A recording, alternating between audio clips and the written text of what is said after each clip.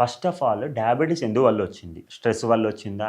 Anxiety వల్ల వచ్చిందా? లేకపోతే మలబద్ధకం సమస్య ఉండి, కాన్‌స్టిపేషన్ ఉండి, లేకపోతే గట్ హెల్త్ ఇష్యూస్ ఉండి, సో థైరాయిడ్ ఉన్న వాళ్ళకు డయాబెటిస్ వచ్చే ఛాన్సెస్ ఉంటది. దానివల్ల గూడా థైరాయిడ్ ఉండి వీక్‌నెస్ అయిపోయి, ఆ స్ట్రెస్ వల్ల గూడా ఏమన్నా డయాబెటిస్ వచ్చిందా?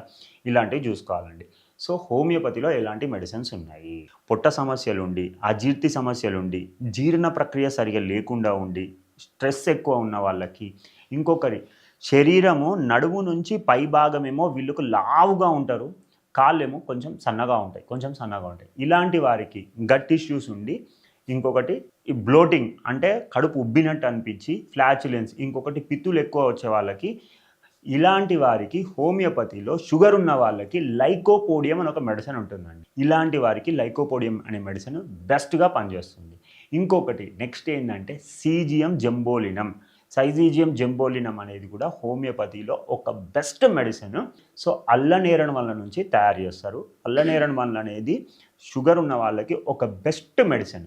సో ఎవరికైతే స్ట్రెస్ ఉందో, ఎవరికైతే అతి మూత్రము, అతి ఆకలి, తర్వాత వెయిట్ లాస్ ఎక్కువ ఉండి, దాని తర్వాత వీక్‌నెస్, డల్‌నెస్ ఎక్కువ ఉన్న వాళ్ళకి, ఇంకొకటి హెయిర్ ఫాల్ కూడా ఎక్కువ ఉన్న వాళ్ళకి, ఇంకొకటి స్కిన్ కంప్లైంట్స్ ఎక్కువ ఉన్న వాళ్ళకి ఈ సైజీజియం జంబోలినం అనే మెడిసిన్ చాలా బ్రహ్మాండంగా పనిచేస్తుంది.